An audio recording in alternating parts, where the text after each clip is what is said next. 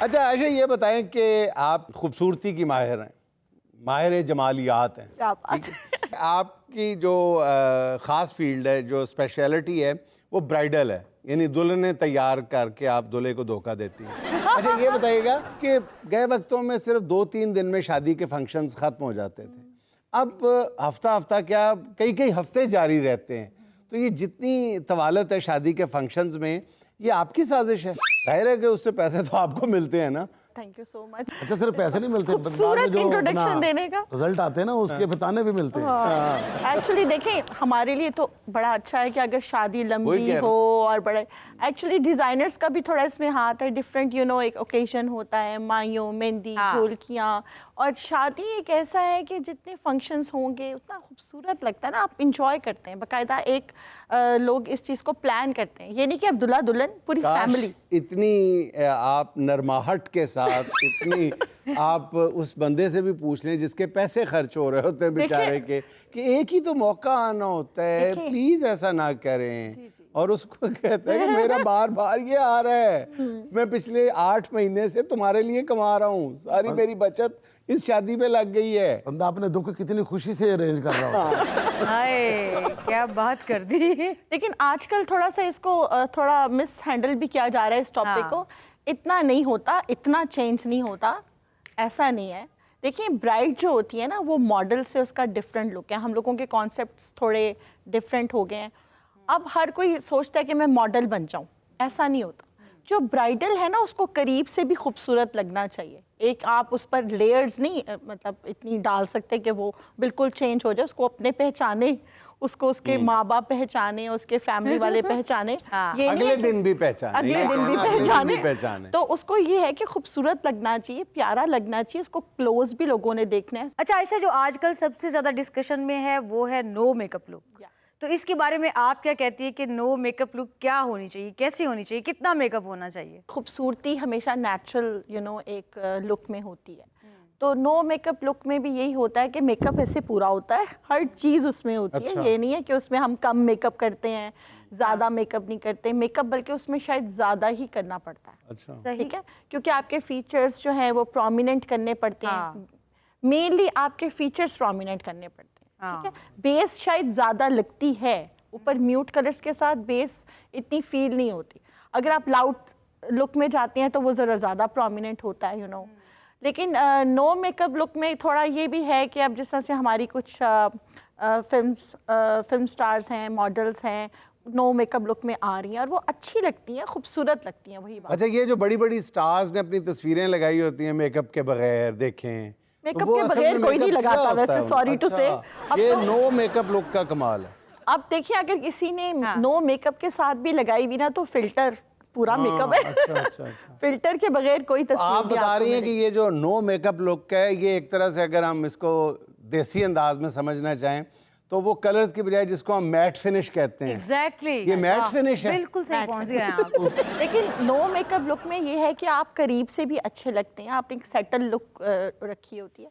और एक और बात मैं कहूँगी कि हमारे पास जब भी लोग आते हैं, पिक्चर्स लेके आते हैं। आजकल लोगों के पास बड़ी अवेयरनेस है, भाई ऐसा लुक चाहिए, ऐसा लुक चाहिए। इसलिए मैं तो किसी को पिक्चर देता ही नहीं।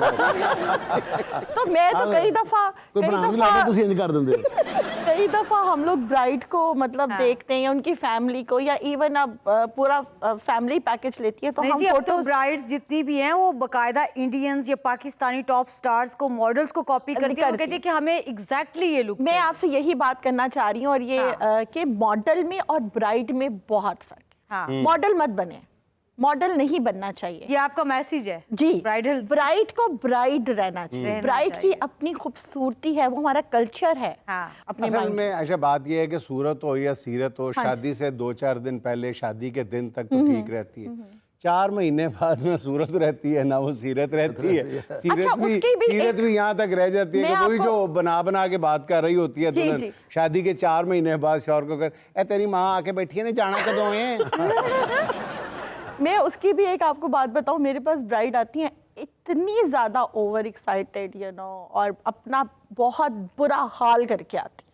मतलब शॉपिंग और मार्केट और जाना आना, पाँव बुरे, मतलब बुरे हाल, फेस पे पिंपल्स, तो सारा वो मेकअप उसी दिन आपने उसको बनाना है खूबसूरत। मेकअप आर्टिस्ट पे होता है कि वो पिंपल्स ही छुपा रहे होते हैं हम लोग, तो फिर हमें ना चाहते हुए भी ना ओवर बेस करनी पड़ती है। ओवर बेस करने। आप सिर्फ दुल्हन ने नहीं बेस करती, अब तो दूल्हे भी बड़ी बेस लगाने लगे। जितनी बेस लगाते हैं बाद में उतनी बेइज्जती होती है। अच्छा, नहीं, वो तो बाजे वाले कर देते ना बेइज्जती। पहले दूल्हे होते थे ना, जब उनके अपना शादी होती थी तो उनके लिए बाजे वाले गाना बजाते होते थे, देसां दा राजा मेरे बाबल दा प्यारा।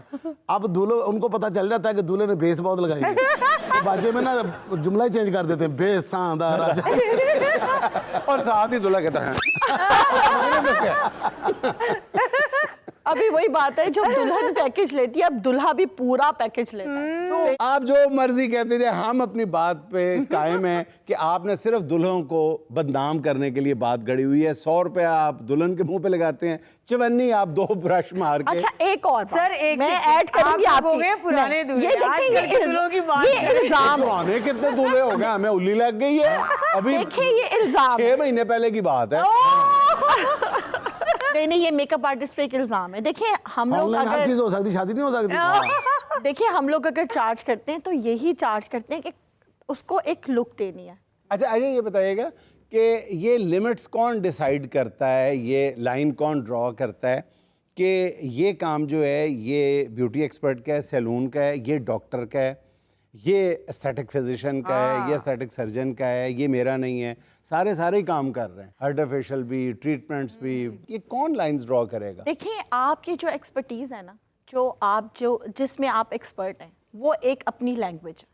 अगर आप मुझे कहेंगी ना कि आपका तो सैलून है, आप हाइड्रा भी कर लें, अभी सब सैलून्स ने हाइड्रा शुरू किया है, मैंने नहीं किया। हाइड्रा तो बाहर गली में साइकिल वाले भी साइकिल स्टैंड पे रख के ना नहीं तो आवाजें दे रहे हैं, हाइड्रा करा लो।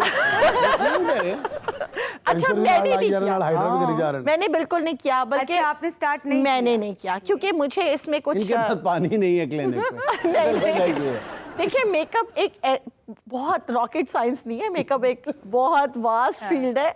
अगर हम मेकअप में ही बहुत अच्छा काम कर लें तो आई थिंक, क्योंकि अदर जो फेशियल्स या दूसरी सर्विसेज होती हैं वो ब्राइड से थोड़ी कनेक्ट होती हैं, वो हम कर लेते हैं। और फेशियल वैसे मैं समझती हूँ पर्सनली कि फेशियल एक प्रोडक्ट से होता है, हाइड्रा फेशियल एक डिफरेंट चीज़ है। ये ख़वातीन ये जो स्किन केयर की प्रोडक्ट्स होती हैं जी, इनकी सिलेक्शन में गलती कहाँ पे करती हैं? ये जो प्रोडक्ट्स हैं, हाँ। इनकी जो कंपनीज हैं ये भी बहुत सियानी है।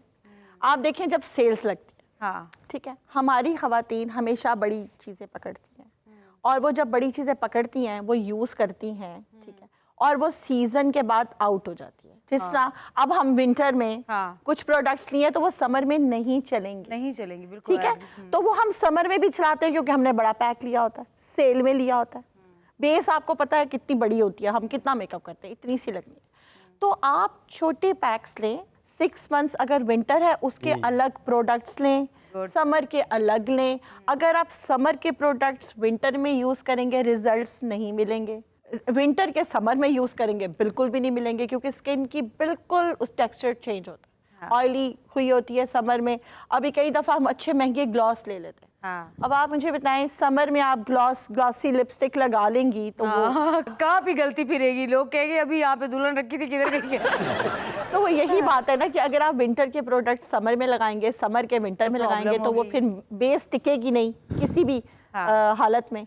मतलब थोड़ा लें, अच्छा लें, अच्छा, और वेदर के छोटे अकॉर्डिंग पैक लें। सिलेक्शन करें आप अपनी मतलब हम products लोगों को ना शायद वो चीजें बाय करने की बहुत वो है कि हम ये भी ले लें वो भी ले लें। हाँ, अच्छा, खवातीन इसके को एक ही तो शौक होता है, ये भी ले लो वो भी ले लो। प्राइस अगर कम ये है, सारी खवातीन को 250 शौक बनते हैं, हर शौक पे कह देती हैं खवातीन को एक ही तो शौक है, अच्छा खाना, अच्छा पहनना, मेकअप, अच्छी गाड़ी। ज्वेलरी, वो कोई अच्छा एक ही गल दे टिको भी तो सही। नहीं देखें लेना चाहिए, सब कुछ लेना चाहिए, हाँ, लेकिन बिल्कुल। थोड़ा ये बात मुझे आपकी बहुत अच्छी लगी है कि आप ब्राइड्स को भी कह रही हैं कि कम शॉपिंग करें। कम शॉपिंग। अच्छा, ये जो मशवरा होता है ना, ये दूसरों के लिए होता है कि कम अच्छा। शॉपिंग करिए ना करें, खुद के लिए नहीं होता। अच्छा, हाँ, अपने दिल च कह रहे थे मैं तो नहीं घट के नहीं किसी ना, मैं तो जरा राती सूट वेखे मैं तो लवांगे मैं कदे एडी कंजूसी करा, इको तो जिंदगी मिली, बाकियों ਨੂੰ 20 ਵਾਰੀ मिली।